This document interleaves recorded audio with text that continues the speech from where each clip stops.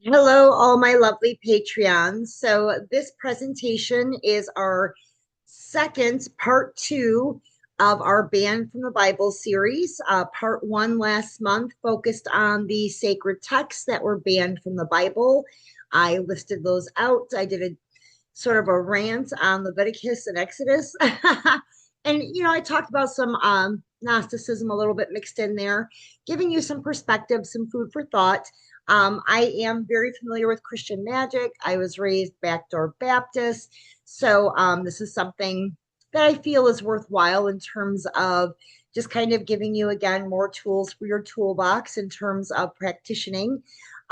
This month, our part two, the first half, I'm going to do something a little bit different. And the second half of the presentation is going to be focused on giving you some Christian spells using the Psalms. I use the Psalms and Proverbs. Anybody who has been to my shop knows I use a lot of Proverbs in terms of activating my weight loss compound for the contact spell oil, and for my gambling tricks, and for my hunting money tricks. So I actually, for the hunting money, I use Psalms, but I use Proverbs for the gambling trick and for the weight loss compound activation, of course. Anyways, for the first half of this, I'm doing something a little bit different. I have recently joined Substack and I'm starting to do the whole podcasting thing, which I'm really excited about. There are a lot of like minded practitioners out there that I co op with. And so I'm hoping to do some really fun collaborations. And so the first half of this is kind of like that. There are three gentlemen that I found present this information in a very fun way with fun graphics. They are much more tech savvy than I am. Getting there, you guys. I literally have not, let's see, I've had my YouTube for like 6-ish months. My Patreon is about a year old. My TikTok isn't even a year old. So I'm still kind of new to the whole social engine thing. So I'm learning, but these three gentlemen, I really like them. I'm hoping to co-op with them. And they present some of this information in just a really fun way with great graphics. So I thought we would start the presentation by maybe getting some perspective from other people that I've vetted, that I found bring very valuable insight to the whole banned from the Bible um, topic. So let's jump into it. Let me pull up my screen share here. All right. Let's make me nice and big. And let me open her up. Maybe. Okay, so this first young man, he is, I think he's fun. He's very Gnostic.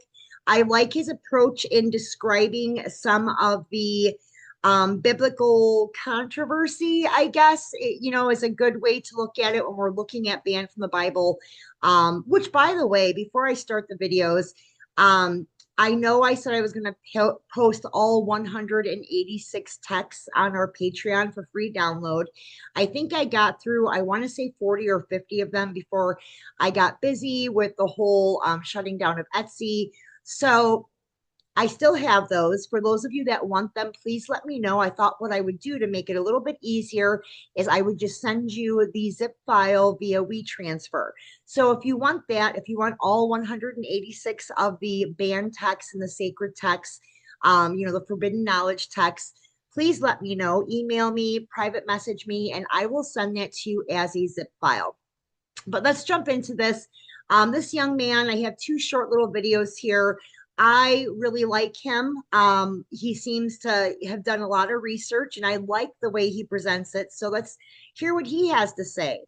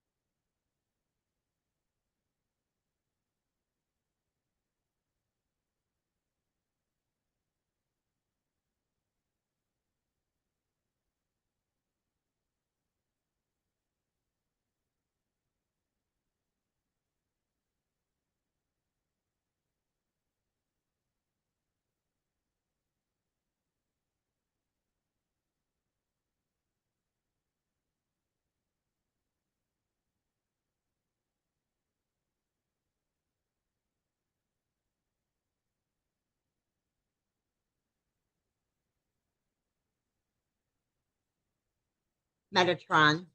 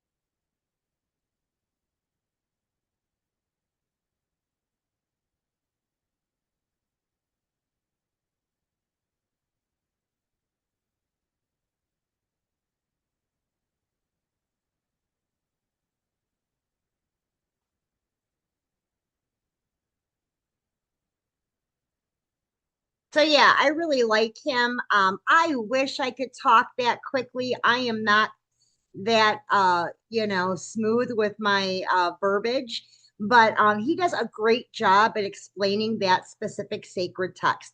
That is offered in the download package I'm making available to everybody. It is heady information. It takes a while to work through these texts, but he is absolutely accurate. There's mapping in these sacred texts that, were suppressed by the Roman Catholic pirates back in the day. So let's listen to him a little bit more. He's fun, isn't he? I like him.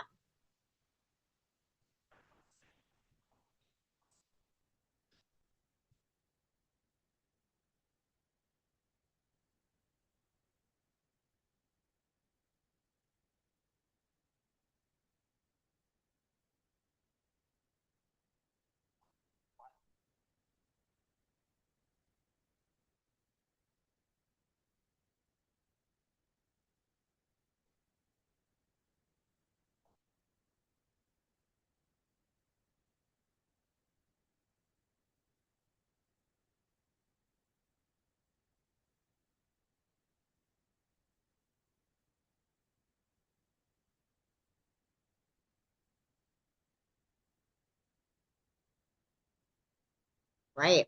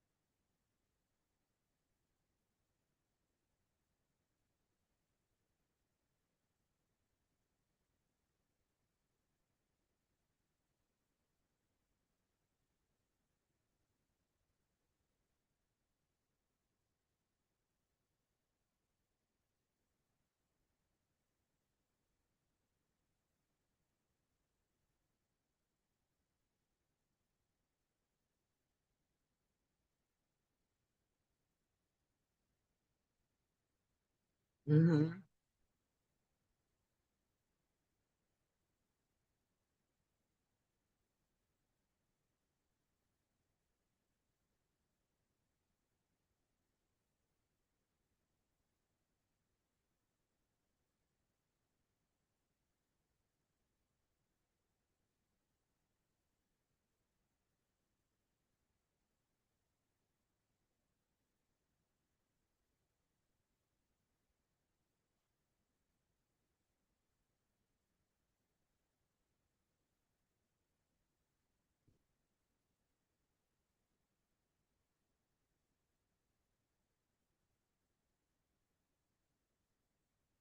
Right,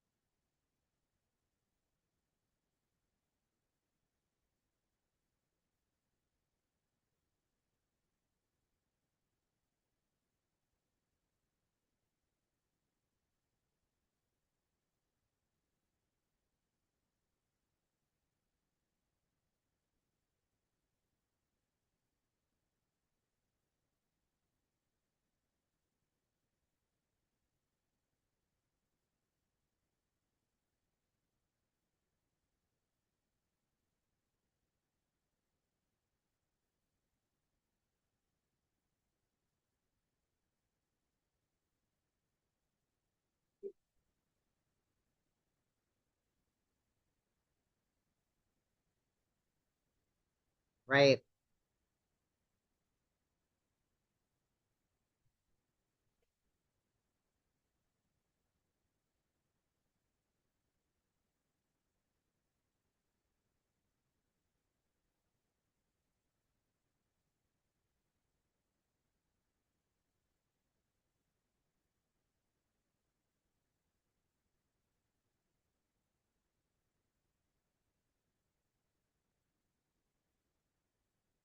Right.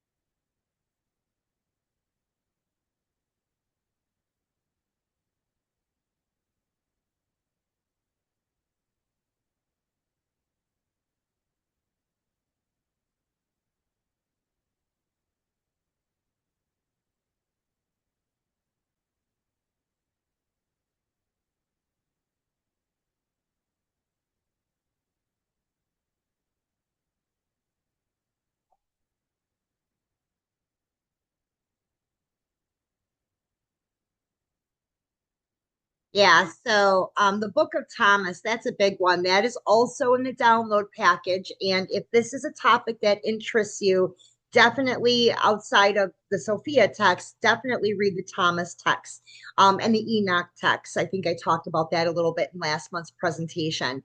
There is a lot of information in there. And again, it's life changing once you start researching this and understanding it. And I just love this guy. He's young.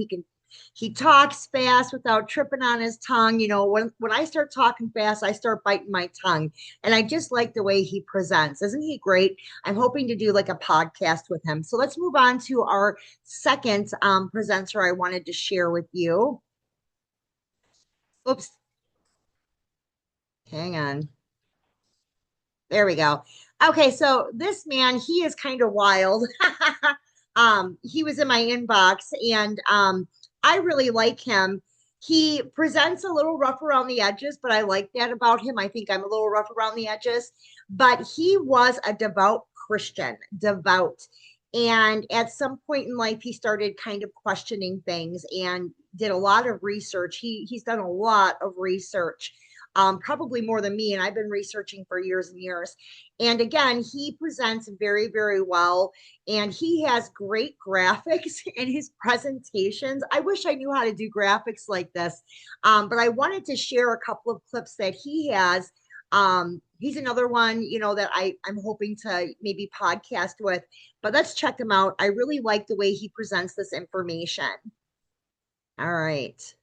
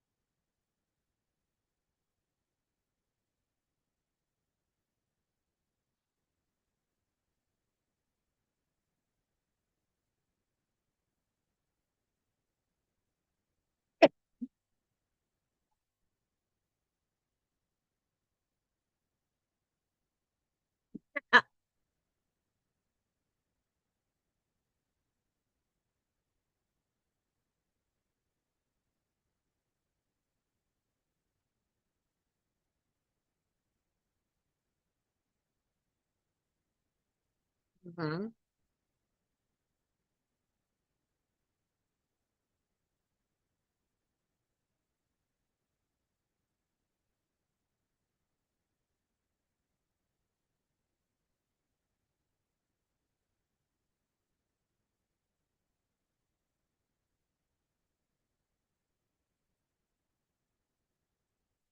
This is true.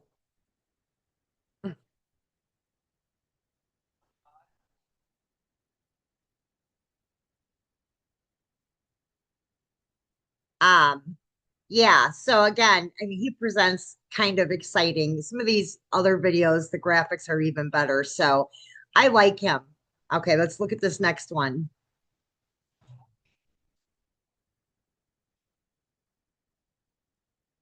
Ooh, the Book of Enoch. Yes.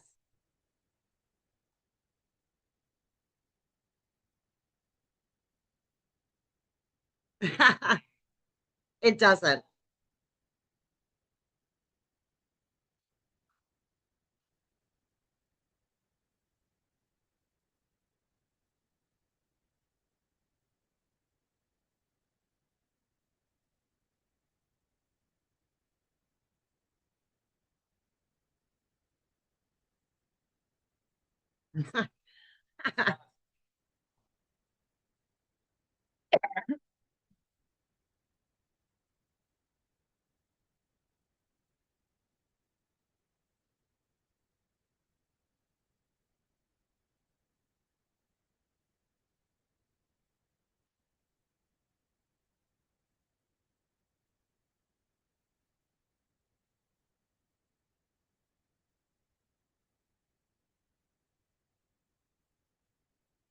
I like him. Here's the next one.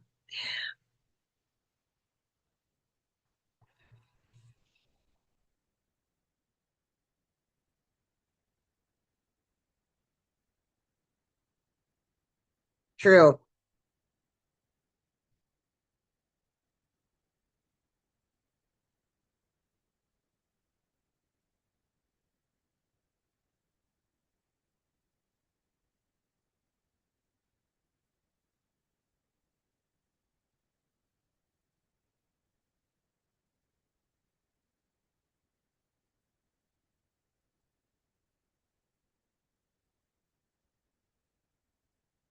Mhm.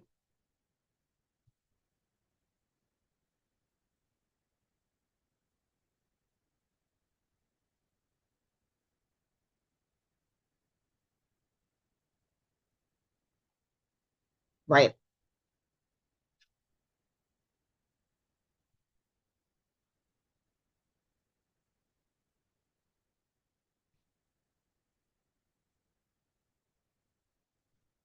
And this is true. We talk about this all the time in our practice, in multiple practices, especially in omnistic practices. I think I have one more video from him. Whoa, that was intense. All right. Oh, yeah, I do have one more video. It's a little bit longer, but this is a fun one.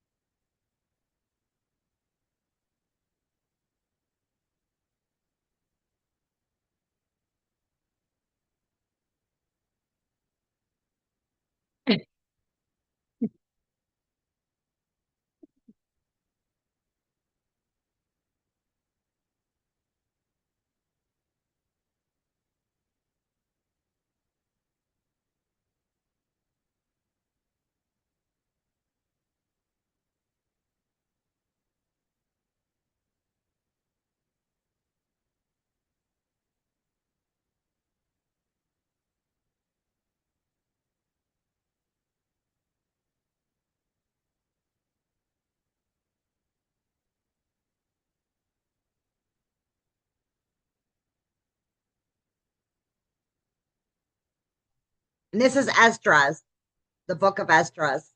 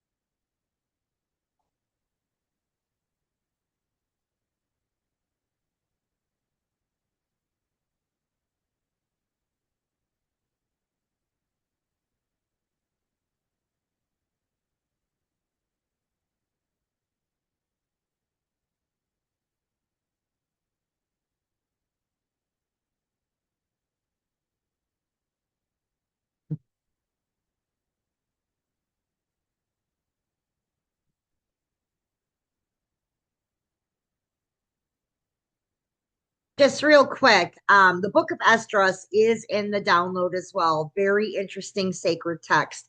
But what he's talking about right now with Leviathan and Behemoth, I always, from the first time I read about these sacred texts and started researching it, the first thing that popped in my mind, and probably will for you guys too, is do you remember all those old Godzilla movies?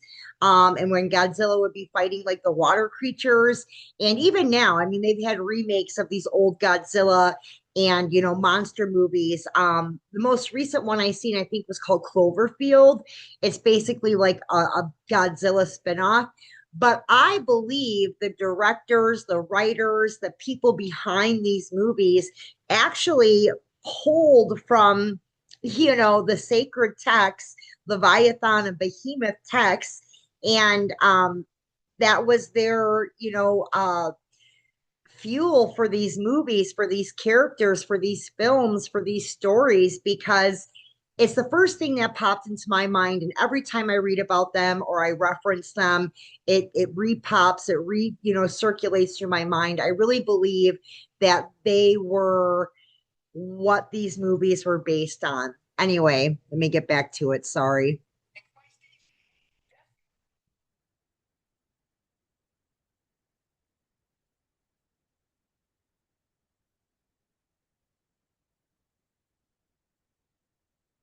Yep.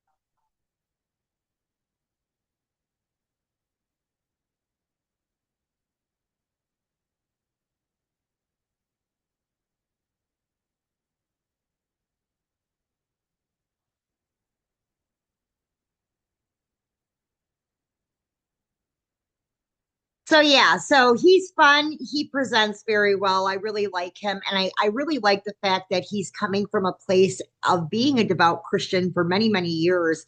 And then, researching and changing his perspective on the texts that he was taught by learning about the sacred texts that have been suppressed and repressed. And, now he's doing this. He's kind of out here like educating and letting people know, hey, these texts exist and there's correlations in the Bible that, was approved by the Roman Catholic Church. And look at these correlations.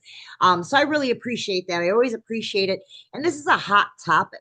This is a hard topic to present. People, um, you know, can be very cruel, can be very hard when, especially in Christianity. I'm omnistic, so I work with people in all from all different, walks of lives and beliefs and faiths and religions. But that particular one is, there people murder in the name, they murder people in the name of God if your beliefs are not in line with theirs. So, it's very brave to go out into the world and educate people about this. So let's move on. There's one more gentleman. He's a little bit more reserved. He's a little bit older, but he is very, very educated, very intelligent, decades of research. And I really like him. And even though it's a little bit more reserved, it's good information. So let's check him out. And then we're going to move on to just me. And I'm going to be giving you guys some spells, Christian spells. All right, here's my more reserved guy. I like him though. He's a good guy. Let's check him out.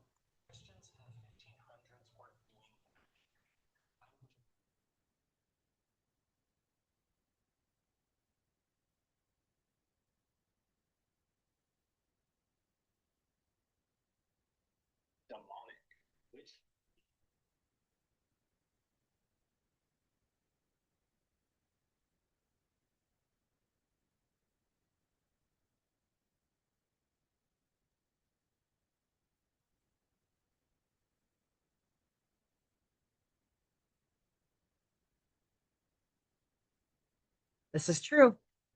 I haven't.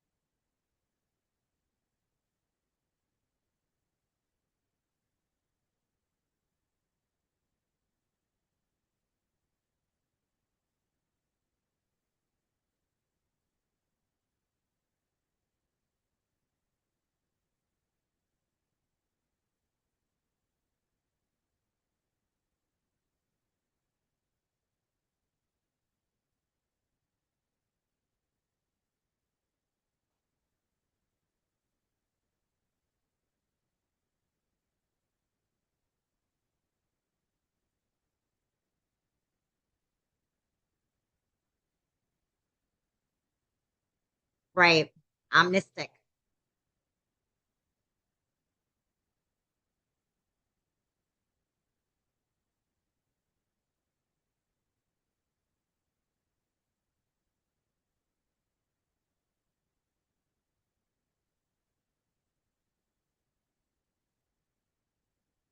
So yeah, so the Book of Oberlin, I have that book. You can get it on Amazon. If you go to our website on my Goetic page, I have a list of about 56 books, and that is one of them that's on there. And if you click on it, it's a direct link to Amazon where you can purchase that book. But he's very correct. That is a Christian spell book. It is a spell manual. And so anybody who's interested in this type of magic in their practice, definitely I would suggest acquiring that book and learning it. But yeah, I like him. He's a little bit more reserved, right? But I like him. He presents very well. So let's see what else he has here. I had a couple of videos for him on this presentation. There we go.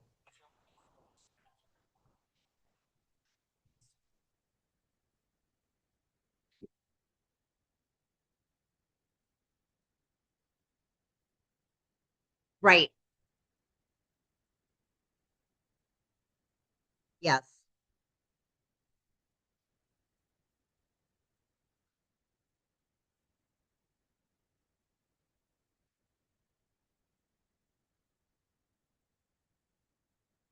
Right.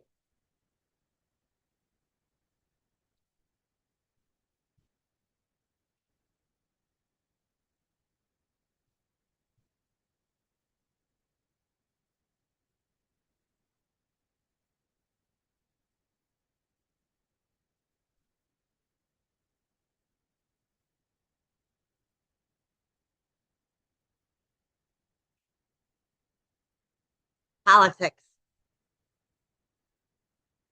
Right.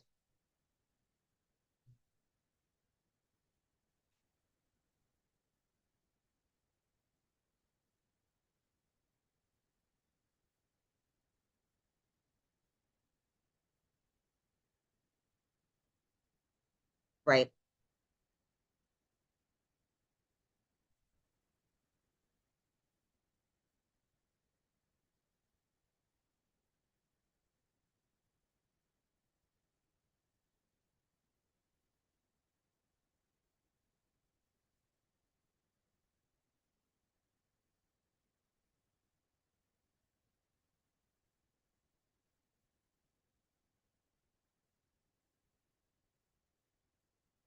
Yep.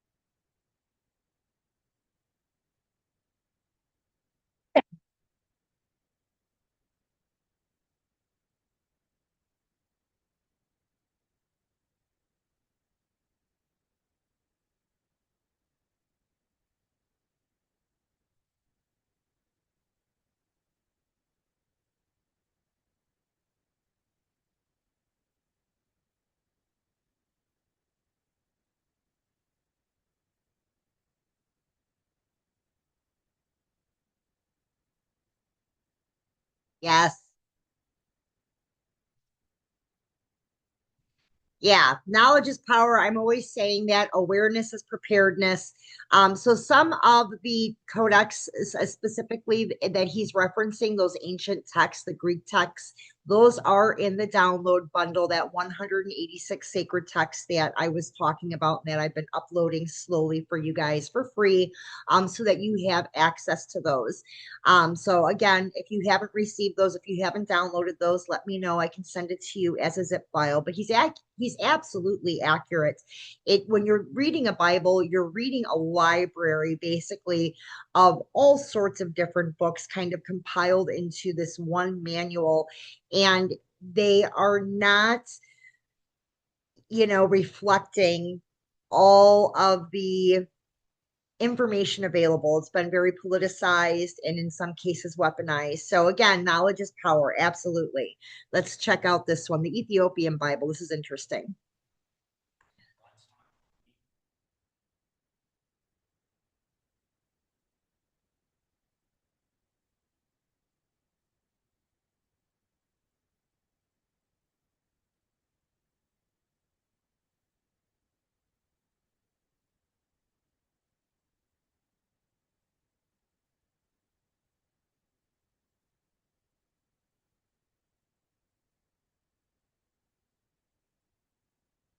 Yes. Jubilees. Yes.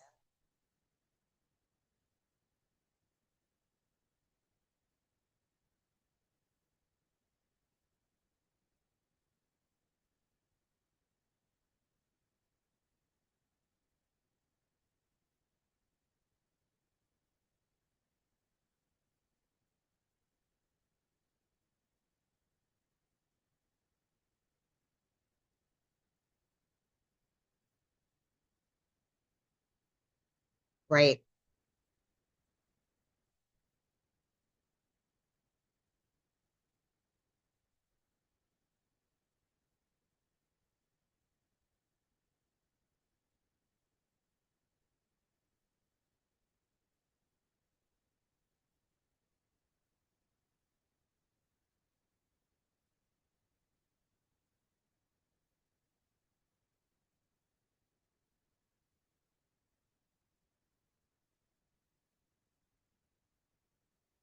Right. Very true. It's important to do your research. It is important to understand the whole and not just parts of it, especially in magic, right? And if we are working with pantheons, if you work with a Christian, Abrahamic, Syrian, Canaanite pantheon, it is important to learn these things, to understand them.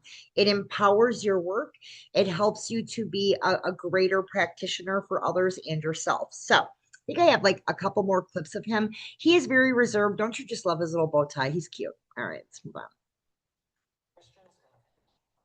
All right, last two, and then it's all me, you guys. But I have one on here. This last one we'll watch. I saved it because it's Christmas next week, and I thought that would be a little. It's the pagan origins of Santa Claus, so it's a little something outside of our banned from the Bible. But I thought it would be fun to include in the presentation tonight. So let's look at this one.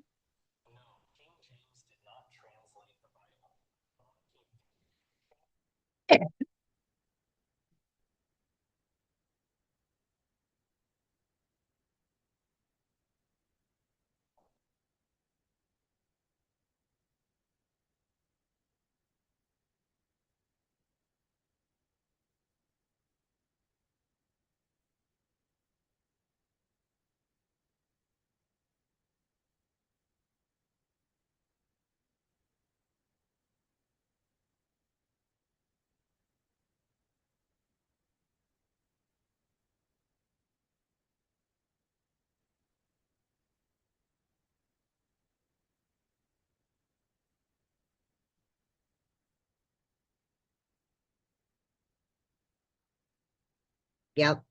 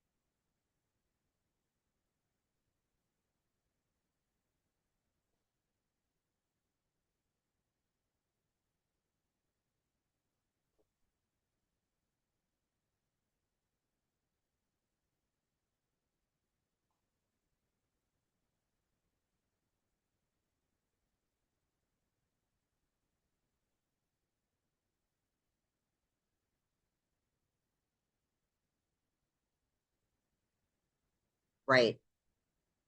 Yeah, so just to kind of hit the nail on the head a little bit harder again, do your research. I know in last month's presentation, part one of Banned from the Bible, I do talk a lot about Solomon and King James and even King David. And I don't mean to beat on them, but it was a lot of bullshit. It really was. It was all politicized, weaponized, very misleading. And, look what it turned into.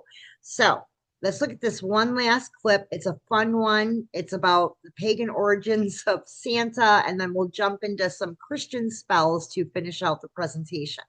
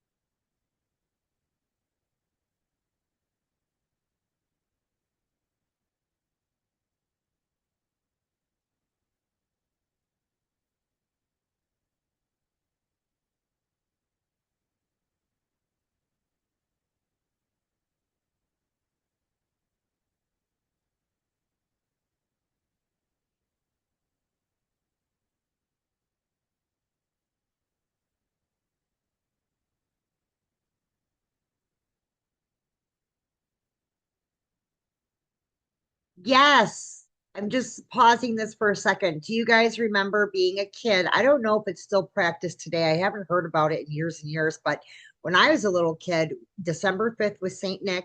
We would put the clogs or the shoes in the windowsills and we would get candy or money or, doodads in the shoes. When my girls were little, Maddie's going to be 28, Lainey will be 24, but when they were little in elementary school, they actually had wooden clogs from their grandmother that they would put in the windowsill, and we would put candy in there for them. I miss that. That was a fun tradition. Anyway, moving on. Sorry.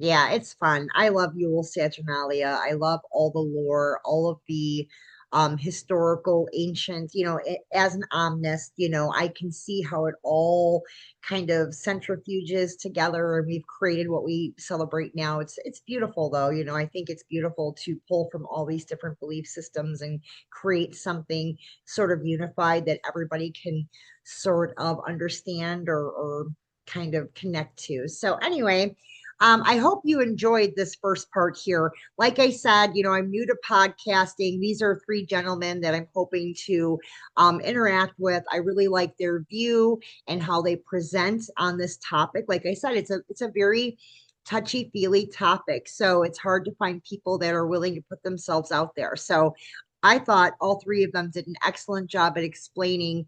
Um, you know, just the whole controversy behind the leaders of, I guess, the Christian movement and, what it is and what it isn't. And again, I encourage all of you to find your own answers, which is why I want you to read the sacred texts. Don't just take it from me or a bunch of strangers on TikTok. Dive into it, do your own research. But it makes sense, you got to connect the dots, right? Dot the I's, cross the T's. All right. Whoops. All right, so let's move into some old school spells. So for the second half of this presentation, I'm really just going to be sharing with you, um, you know, using the Book of Psalms as a book of spells because that's kind of what it is. Sorry. All right, so these spells involve using very specific verses from the Book of Psalms for spiritual work, viewing them not just as prayers, but as powerful utterances to manifest intentions like protection, healing, wealth, justice. This is a very common practice in a lot of folk traditions, not just hoodoo, but the powwow, the Appalachian magic groups, the Southern conjure groups. Um, Psalms are often used with rituals, candle work, or even in charm bags, which we call many things. We call them grease, hands, mojos. With Psalm 91 and 23 being very popular, a lot of people are familiar with those two for protection and provision, right? But practitioners will select the different Psalms that resonate with their needs, reciting or meditating on them to align their will with divine power, creating a form of what we call contemplative magic. Now, there are other ways to work with the Psalms too, besides just, vocalization, which I'll jump into a little bit tonight as well. Now, the core idea is that the words themselves carry power, especially when spoken with very clear intent, faith, and focus, turning that prayer into a spiritual command. So, popular psalms used in spells, like I said, for protection, Psalm 91, that's considered the divine shield. There's Psalm 35. For financial blessings, for prosperity, the two big ones are Psalm 23 and Psalm 111. I will tell you, I use a lot of folk magic because like I said, I was raised backdoor Baptist. My great grandma was a Bailey, so she was part of the Bailey Wars down south, the Moonshine Wars. She was a moonshiner in Kentucky before she relocated to Wisconsin, the North Woods of Wisconsin.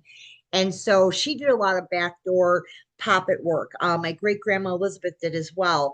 And they use Psalms with a lot of like their loads. Now, for me, I learned how to make trained hunting money using Psalm 23, cinnamon, allspice, a couple other little secret herbs, and then sigil work. So you can look that up on my website. It's called Trained Hunting Money. And so, I use $2 bills. You could use anything in your pocket, a dollar bill, a $10 bill. It is worked with the Psalms. It is brushed with very specific herbs. It is sigiled a very specific way. And then usually you're putting your name or initials right under the president's, very tiny. And then you're going out and you're spending that money. The goal is to get it in circulation because what happens with trained hunting money in Psalm 23 is the activator for that is once you go and spend it and it's out there in the world circulating, as it rubs up against other money, it is attracting that money to you. It is pulling it to you. That's why it's called trained hunting money. So I do use it for that. Um, okay, breaking curses, overcoming enemies. There's some very popular psalms for that. Again, we see Psalm 35, it's a protective psalm, but there's Psalm 54, and there's even cursing psalms, you guys, like certain parts of certain psalms, like part of 109 is used for cursing. And I'll get into some more cursing psalms as well. But then there's just general success and luck. For those, you're going to be using Psalms like 4, 27, 34, and 65. So these are probably the most popular, but I'm going to give you a whole list tonight. So definitely save this so that you have it as a reference. Here we have just a little I'm sorry, just a photo I stole off the internet. And it says, Psalm 23 recited for prosperity and protection. I've never used it for protection. That's always to me been a prosperity money acquisition psalm. My family has always used it for that purpose. But this person says recite 7 consecutive mornings upon waking. Now, I have heard that before that some people have formulas they use where they recite it, for so many days. Now, I do that with Proverbs work. So, any of you who are familiar with my weight loss rootwork compound that I put in an oil for a contact spell that you rub on your body, that is a 9-day spell. You need to do it 9 consecutive days. I have never issued that with Psalms. I've always used Psalms as activators, as setting, an intent. I've never used a recipe or formula where you had to recite it for X amount of days, but everybody's practice is different. I'm just sharing this individual's, I guess, practice point. I've only used that with Proverbs. All right, or Proverbs, however you want to pronounce it. So, writing specific psalms, like parts of Psalm 119, on a tin plate with a pin to control a person is common. Let's talk about that real quickly here. Some of you might remember a couple years ago, I was on a tin photo kick. So back in the day, tin photos were a thing, and the image was imprinted on tin. And so this is when this kind of started because um, you would have these tin photos, these little tin plate photos. And if the wrong person got a hold of it, they could curse you or control you by inscribing it using Psalms.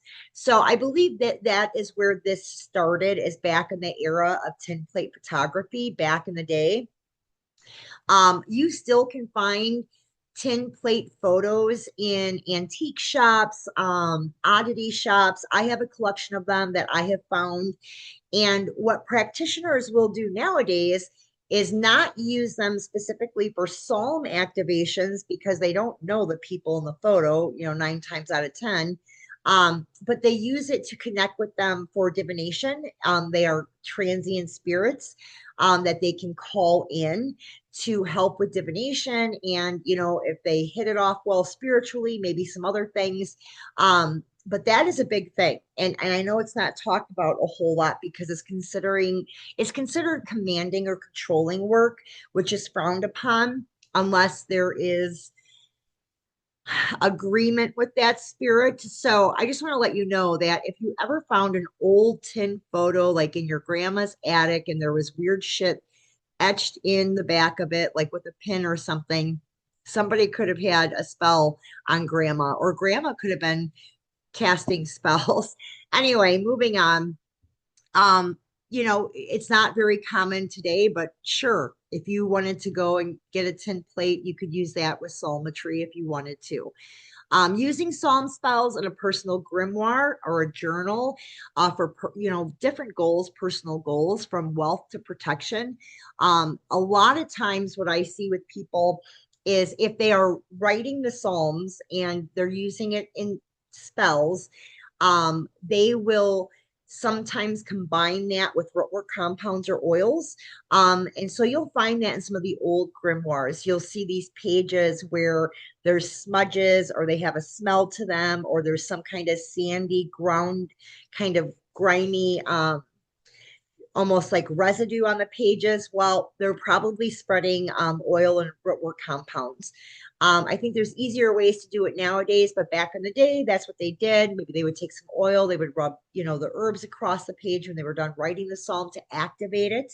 Um, so that's a common thing. You could do that now if you wanted to, but there's easier ways. I mean, you could probably, just have a burn bowl with the herbs, the oils, and then you would write down your psalm spell and then burn that all together in a burn bowl, unless you want to preserve it. If you're preserving it, I mean, I guess you would need a grimoire, but I don't preserve things like that. Anyway, moving on.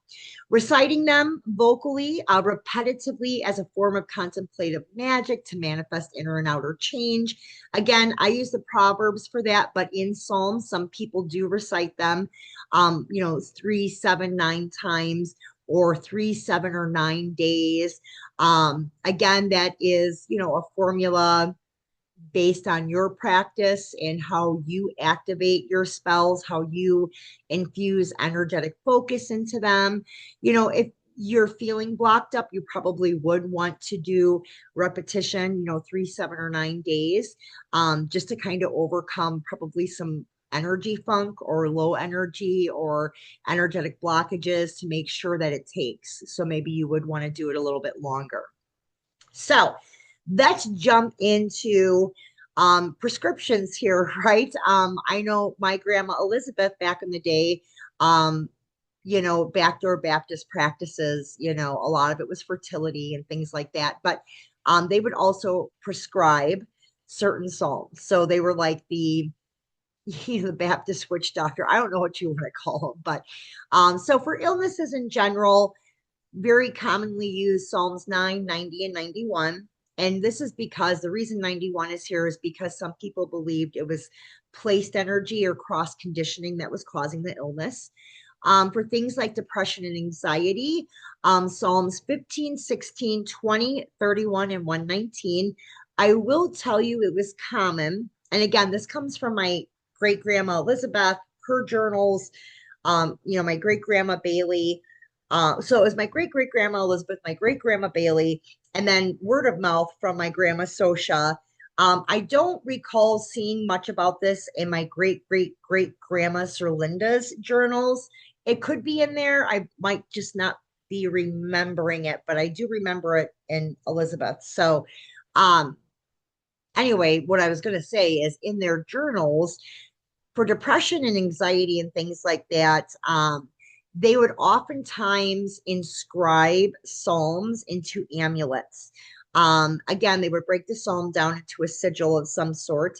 After vocalizing and infusing that amulet with that psalm, then the person who is suffering from the depression or anxiety would carry that amulet with them until they were feeling better or overcame that depression or anxiety. For the eyes, Psalm 6. For the ears, 119. Um, for fevers, usually for fevers, and this is true because I've seen this in great grandma Elizabeth's journal. It was prescribed by days. Like if you had a fever for one day, it was Psalm 107. If it's the second day of a fever, it's Psalm 106. When it's the third day of a fever, it's Psalms 49, 50, and 105. Now, the worse the condition, the more Psalms are brought in. So instead of just one or two Psalms, maybe you're reciting four or five or six Psalms. That can be, quite intense and take a lot of time, but that's how it's done. Kidney and liver issues, Psalm 119 again. Nose sores, 119, regardless, right or left. Different versions, of course, different sections. Tremors, 119. Water for washing the ill was actually blessed with Psalms, and that was Psalm 84. Just to charge it in clearing and cleansing that person, washing away the illness. Fun fact, I think I wrote about this on my website too in the Meet the Team page. I think when I was kind of explaining my background, I talked about this, but my great grandma Bailey, the one, she was from Kentucky. She moved to Wisconsin. Um, she, very small area in the North Woods, but there was like only one funeral home, and everybody like in a, I don't know, 100-mile radius used this one funeral home, and it wasn't a lot of people. It's the North Woods. But she actually would collect corpse water. Um, she would go, she had an arrangement with, the funeral home director owner, and collected corpse water. And corpse water was used for a variety of things. But that corpse water, I know that great grandma Bailey was collecting. She did do psalm work on it. I don't know if it was Psalm 84. I looked and looked and looked. Um, from what my research shows me, it was Psalm 84, but I can't verify that that's what great grandma Bailey was using, or great grandma Bailey was using. I get so confused with the greats. They were all great. Honestly, they were all amazing. And I remember, my great grandma Bailey from when I was a little girl. She died when I was 16. But anyway, the point is, I can't say with any certainty that that was the psalm she used, but in my research, that is the psalm that's been used. Wasting disease, 89, or wasting, I should say, if somebody's losing a lot of weight. I almost was going to put eating disorders or bulimia there, but I'm trying to be PC anyway. Right here we have the Psalm collection of 23, 91, and 35, which addresses your financial problems, protection for finances, and then urgent miracles, meaning urgent money. So this is almost a prescription. This is something like one of my grandmas would have given out. Like, okay, go home, recite Psalm 23, followed by 91, followed by 35, recite it vocally, and then write it down on a piece of paper and then burn the paper. So it would go something like that. All right, for pain, that's another big area. Psalms were used to treat pain. For whatever reason, this is, pain was a big deal back then, maybe just because they didn't have the proper resources, or people couldn't maybe afford, the proper medicine. Anyway, the point is pain. General pain, Psalm 13 and 20. Arm, left and right are both 119, different sections. If the arm is broken, 143 and 144. The back was Psalm 3, chest again, 119. Now, with the chest, you are supposed to, and I read this in, was it great grandma Elizabeth or my great grandma Bailey? I don't remember. It's one of my grandmas. Okay. In that journal, it said when you were prescribing a Psalm 119 for chest, that psalm is supposed to be, stated out loud, vocalized over wine, red, white, doesn't really matter, any kind of, dandelion wine, whatever. And then that person who was having the chest pain was supposed to drink the wine after it was charged with the psalm. So For hangovers, drunkenness, Psalm 37. For the head, 2, 3, 119. Again, this was one where I see notes where the psalm was vocalized over olive oil. And once that olive oil absorbed the psalm, it was charged and activated. That olive oil was actually put at the person's temples, or their scalp was actually cleansed with the olive oil. Um, for eyes, 13, 119, legs, 119, thigh, 142. Another note I found was for the legs, if it was the left leg, this was an interesting little note I seen in one of my grandma's journals.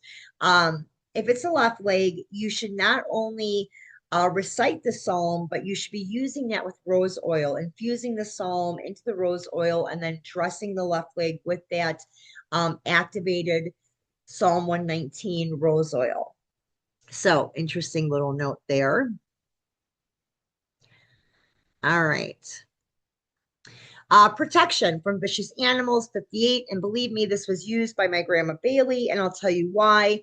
When I was young, like I would say 9, 10 years old, me and my cousins, so my grandma lived in the North Woods. She didn't even have plumbing, or I don't even think she had electricity for a hot minute.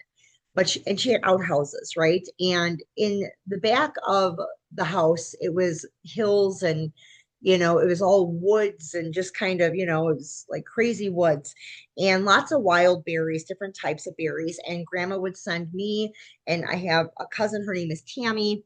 We haven't talked in years, but when Tammy and I were young, between the ages of 9 and 11-ish, grandma would send us out there with buckets to collect berries, and the woods were filled with bears, black bears, right? And thank goodness, black bears aren't very aggressive unless you're around their babies. But um, I remember grandma using Psalm 58, sending us out with our buckets to collect berries. Thanks, grandma. um, for children, Psalms 33 and 126. Again, usually this is, inscribed and infused into an amulet kept with the child. For newborns, especially sons, masculine, Psalm 127. From deception, protection from being lied to or deceived, Psalm 90. From error, 81 and 95. From evil spirits or ghosts, quote unquote. There's a whole slew of Psalms on here. Go ahead and, read that over at your leisure. Um, from floods, from water hazards, there's some Psalms here, fire hazards, hearsay. This is basically being accused or somebody outing you. This was big back in the South, Kentucky, um, back in, when the Baileys were down there before, my grandma moved up here and whatever, like they were at war, they were moonshiners. And there was outing that went on. And believe me, there was a lot of shit that went on down there, like people being dragged off in the woods and never seen again. Protection for the home. This is a good one I wanted to focus on. Psalm 61 and 108. So a common use of this is writing Psalm 61 and 108 down on paper and then hiding it in the beams of your house. In the roof, or I'm sorry, in the attic or in the basement are ideal. But anywhere you can kind of put those in beams, maybe exposed beams, are usually your basement or your attic. But that, and again, this is older. Nowadays, maybe you have a little, space you can hide it in, like a fake wall, or, a fake outlet or something like that. Um, from ill will, this is basically projections. This is protection from projections of other people around you, causing misfortune, low frequency attachment. So there's a number of Psalms here you can use. And again, that usually those Psalms are vocalized over some sort of amulet. The amulet might have been sigiled.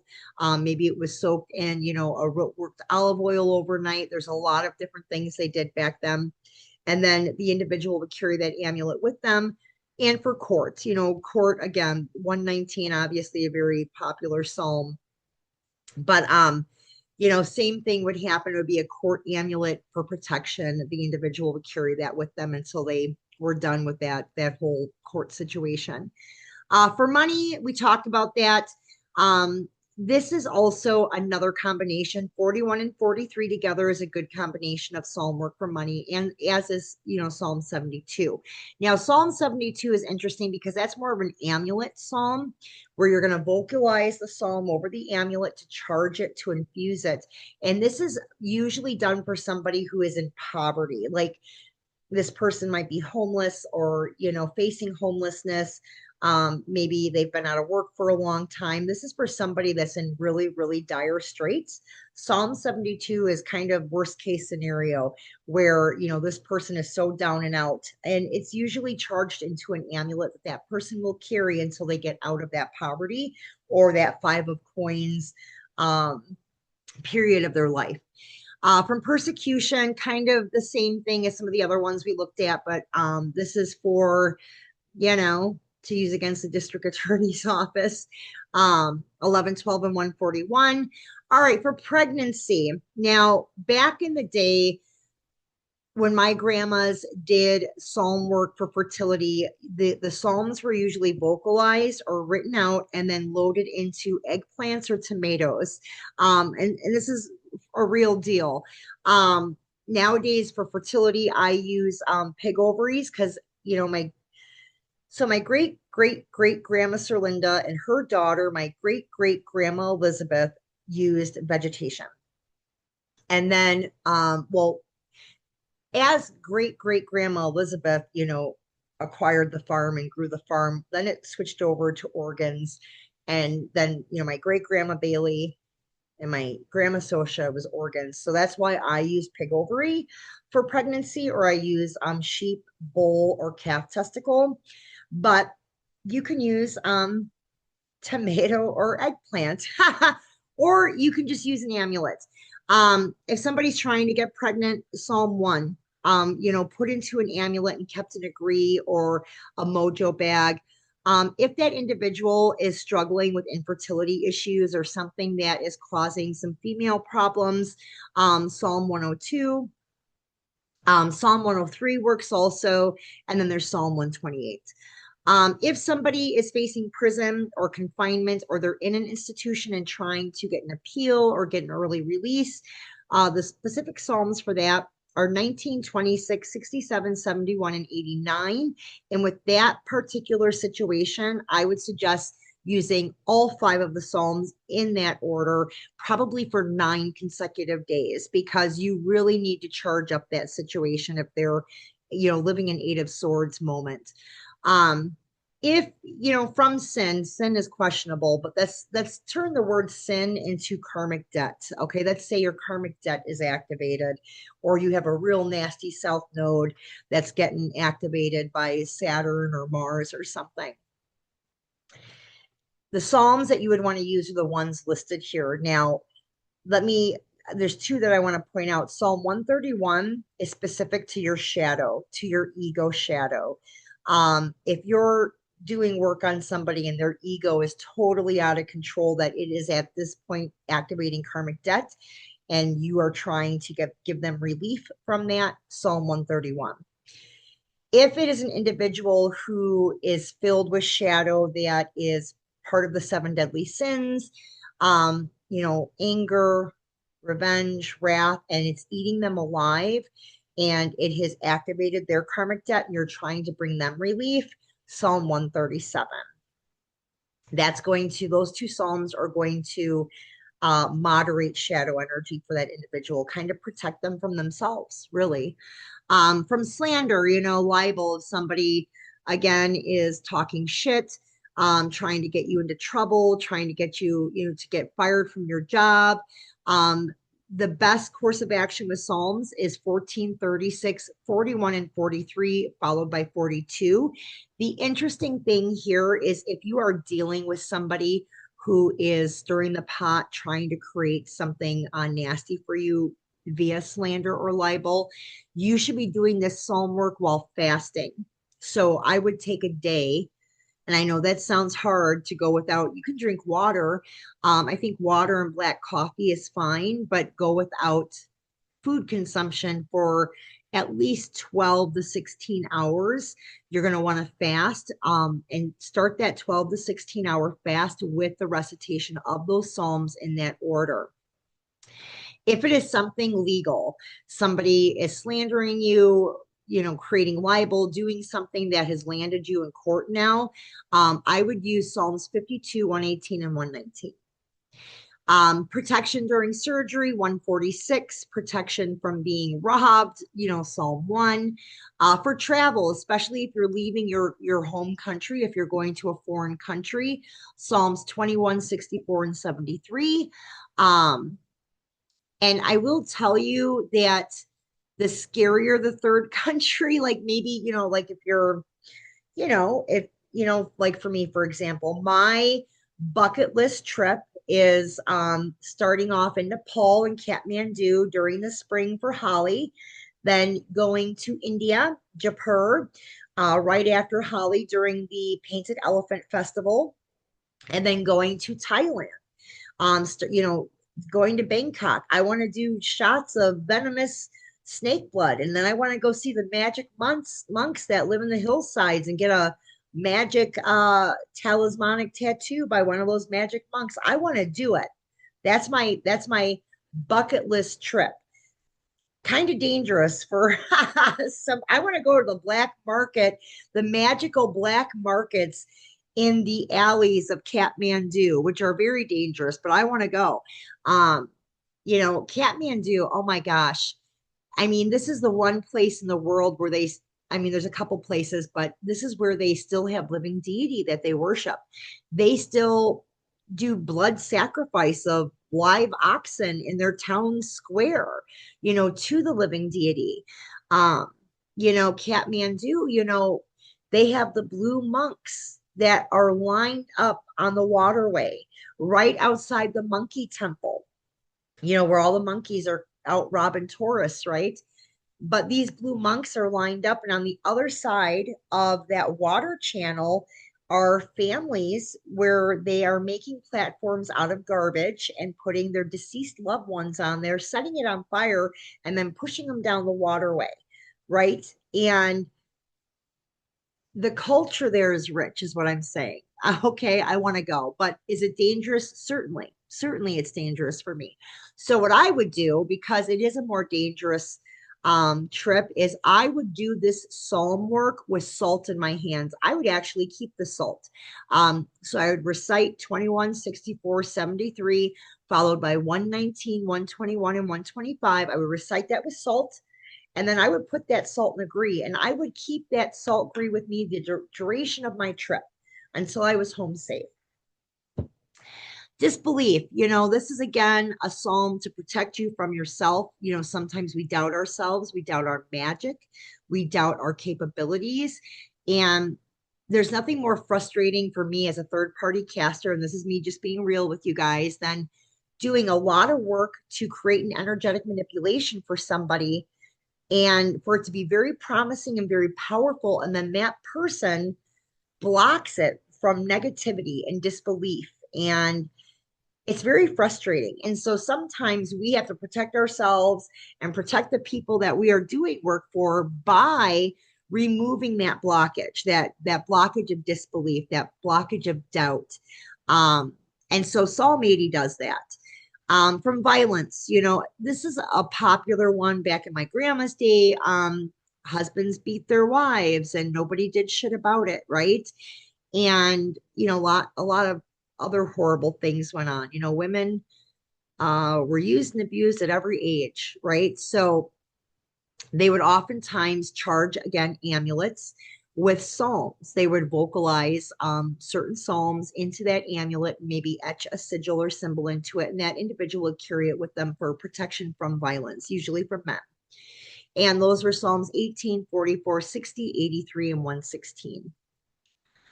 All right, what do I have down here? Oh yeah, Psalm 70 is said to destroy spells.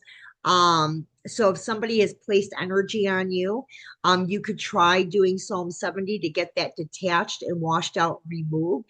If it is a lighter weight placement, you probably could do it with Psalm 70.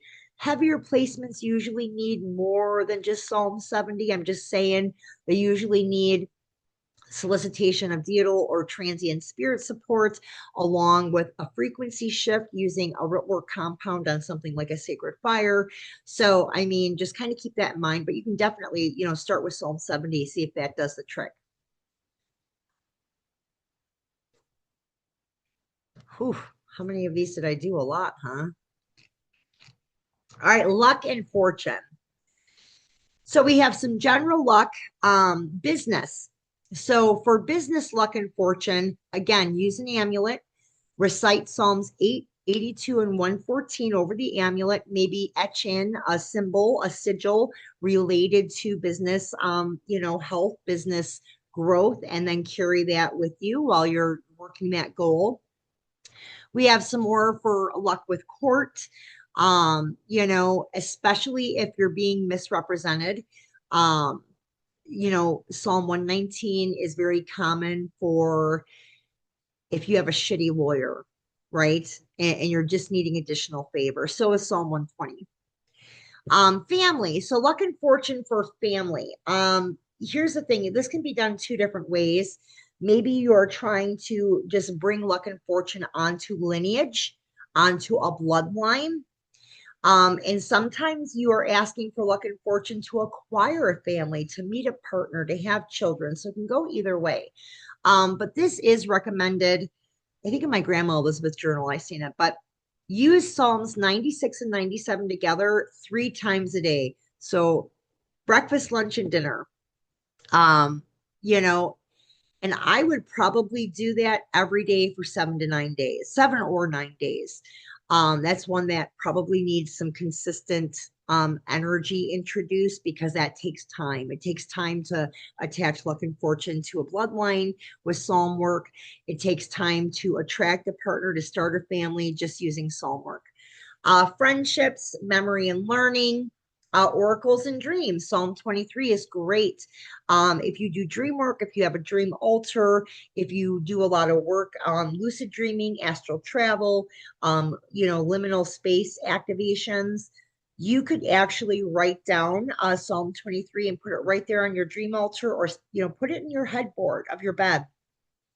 I have a St. Joe little cabinets where I put my dream petitions. That would be a great place to put, Psalm 23, just for, divinatory dreams. Especially if you do the lightning dream process. I talk about that. That is free. It's on my YouTube. You guys all should be doing the lightning dream process. It works like you wouldn't even believe. Dream divination is so wonderful. Anyway, moving on. To gain favor over somebody more powerful, like a boss, there is a power, recitation here for luck and fortune. It's 104, 112, and 122.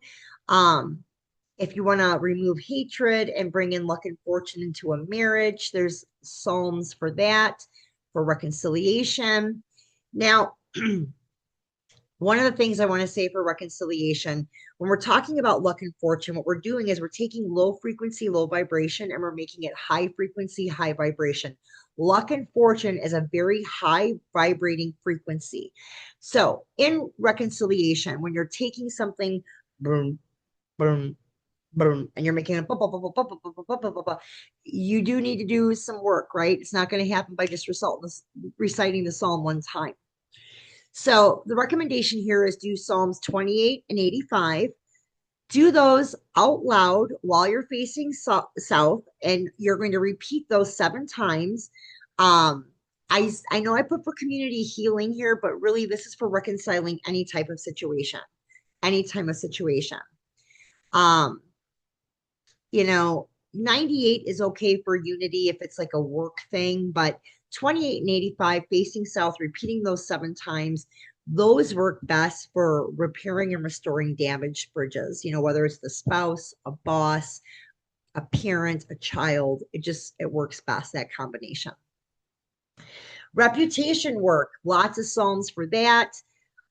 Successful vows, this could be used in marriage. A lot of people are familiar with Corinthians, but Psalms, 119 and 129 have been used for, commitment ceremonies, marriage ceremonies, just to bring in more of a successful kind of aspect to the connection.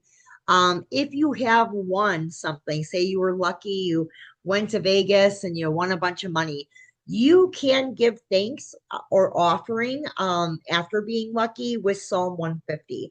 I have used Psalm 150 to give thanks as an offering when one of my casts have manifested fully and rewards were reaped from that cast. I have used that at times depending on who it was for, what kind of work it was, and what deity I believe were involved. Or ancestors, I have some ancestors that I use Psalm 150 for to give thanks. So we have some here in the lower right corner for forgiveness. Again, forgiveness from sin. Really, what I mean there is karmic debt if it's activated, if your south node is activated. This is forgiveness from some of that to lighten the load, to minimize it. A lot of those, are going to be repetitive. Psalms 51, 75, and 135. You would be doing those both morning and night, probably for 7 or 9 days. Um, let's see what else here. And you guys can save these. I'm not going to go through each and every one. There's so many on here. For enemies, if you want to terrorize somebody, if you want to shut somebody's mouth and silence them, if you want to shut their mouth and also enact revenge on them, karmic debt, you want to activate their karmic debt. Again, another silencing one with a karmic debt activation and, causing them evil. That's cross conditioning. So it kind of stages up here. If you just want to kind of terrorize them, give them some nightmares, Psalm 48. If you want to silence them, Psalms 53, 110, and 118. If you want to silence them and enact some karmic debt, 53 and 54. If you want to silence them, enact karmic debt, and set cross conditions, which is a curse or hex, Psalms 53, 54, and 55. And so we go on and on. Interesting here for death to enemies is Psalm 79. That's not necessarily physical death. That could be, when we say death, that could be killing their job, their relationship, their health, but not necessarily a physical death. Death takes many different shapes and forms. Basically, you're creating loss, is what this is. You're going to create a loss scenario for your enemy. That's Psalm 79. To overcome enemies.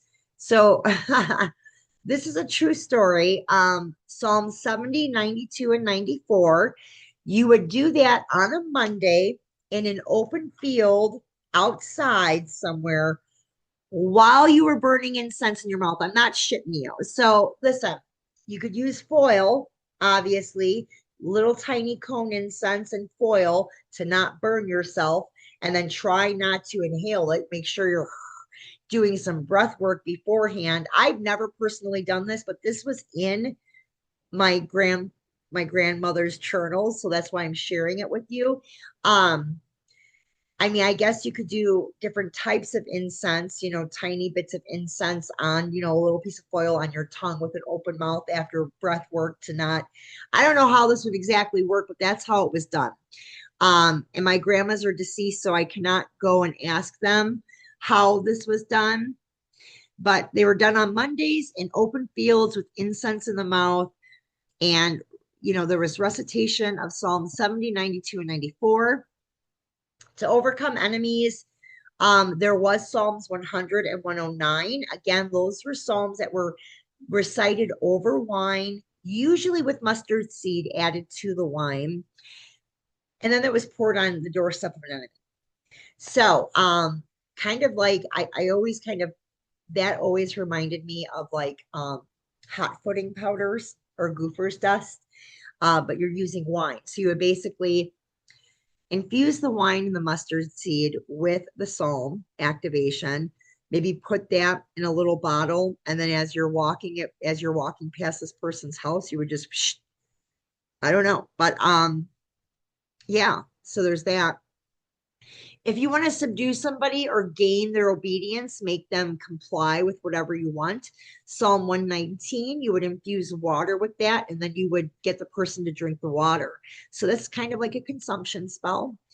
Um, To pass unseen, basically, if you want to get away with something, you want to conceal something, you would do Psalm 130, but you would do it 4 times facing north, east, south, and west.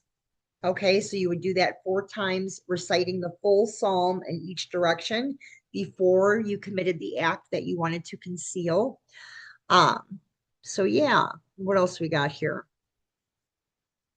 Some more combos. So Psalm 91, that is usually used again. I mean, it's used for so many things, but if there are placements on you, like people plotting against you, placing energy on you, you can break that with Psalm 91 usually. Usually you need a little bit more help, but you can try Psalm 91 first.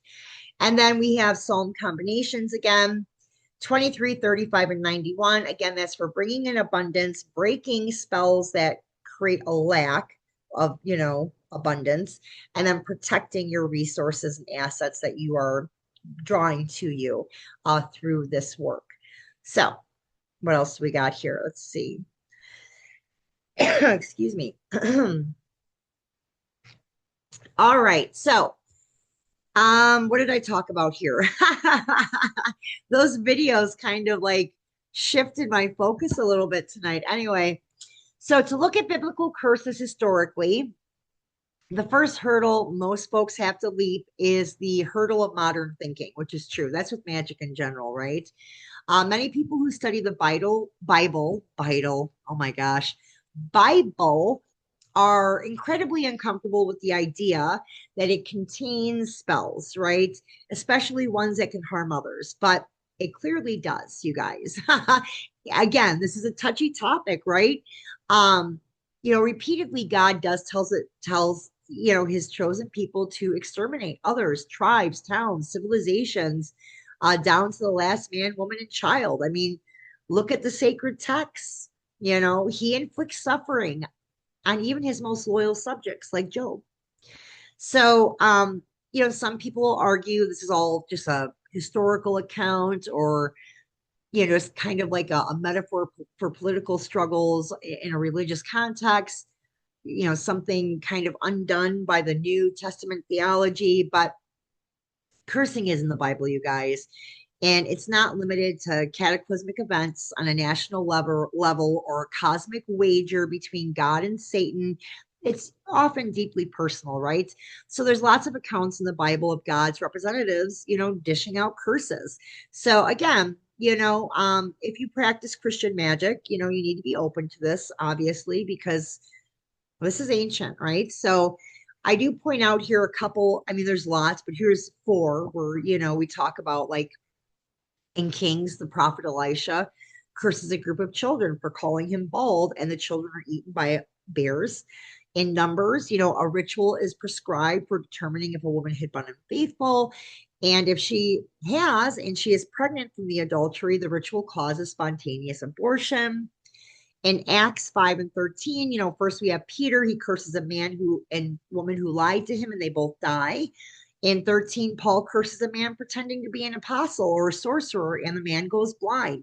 The Bible is full of stuff like this. I'm just using examples, right? So that you have an idea. Because some people don't have an idea. They just believe whatever's told to them. So do your own research. I can't tell you how many people I used to see in church on Sundays who had never opened a Bible except for while they were in church, and whatever the pastor was telling them to open. So they just, they were just eating up whatever they were being sold. Don't be that person. Don't eat whatever somebody is selling you without doing a little bit of your own research. All right. Where are we? Ooh. Okay. I don't know what I put all over this page. It looks like I just put a lot of little clips here. What do we got? Okay, so some psalms here for to use to relieve headaches, backaches. Psalm 3 to obtain favor of a judge. Psalm 5, you guys can read through this here. Psalm 5 verses 11 through 12 we have listed here for protection measures. Breaking a hex, frequently Psalm 7 verses 1 through 10 was recited over a pot of well water, which was poured out in the direction of wherever the hex was originating. So you would need a divinator for that. And then more Psalms here. Psalm 70 for fast luck, especially with money. Psalm 79 for the destruction of enemies. So Psalm 112 to get a job. So these are just some samples here I think I included so that you guys had more context, right?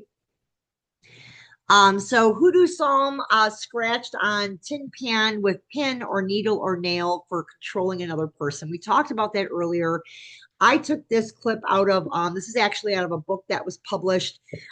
This was found or discovered in 1959, I think it was. So this is something that has been discovered by researchers and historians. And so I just kind of I'm not going to read it because I've gone on quite a bit tonight, but this is fun. It's written in the context of how it was explained by the individual. He obviously was, a mountain dweller um, from back in the day. And so he kind of explains why you would take those tin photos or those little tins and, use a pin or a needle. You would scratch in the person's name or a symbol to try to control them. Like maybe it's a landlord or a boss. Um, Maybe it's the town market owner. You needed him to like give you some credit. It could have been lots of things back then, but this is just kind of a historical reference point on that. What do I have over here? Let's see. Oh, this is just more Psalms 20 and 93 can, bind an enemy in a court situation and could create silencing. 35 and 102 can get rid of somebody causing trouble. Psalm 70 can be used to make them wither up and suffer. That really is language for activating their karmic debt, kind of, stealing their power by activating the loss of it.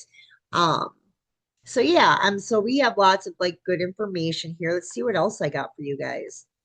Oh my gosh, that's it. I feel like I've been talking for hours. I know it hasn't been that long, but it certainly feels that way. All right, so let me stop sharing. All right, so I really hope you guys liked tonight's presentation. That was part 2 of our Banned from the Bible series. Like I said, I'm new to Substack and I'm doing this podcast thing now, so I thought it would be fun to kind of introduce you to other individuals who are kind of researching and teaching the same thing I am for the most part. So I thought that was fun. You can let me know your thoughts if you liked it or you didn't like it. And then I hope you did like, the Christian magic we did explore tonight. There's so much. There really is so much. Again, visit that book list on the main website on the Goetic page. And, there's links for everything, to the Amazon site where you can buy the books. But there's so much tonight. I just kind of glossed over how Psalms are used in magic because there was a lot of that reference in the journals I have from my grandmothers. So it's very easy for me to pull that information for you.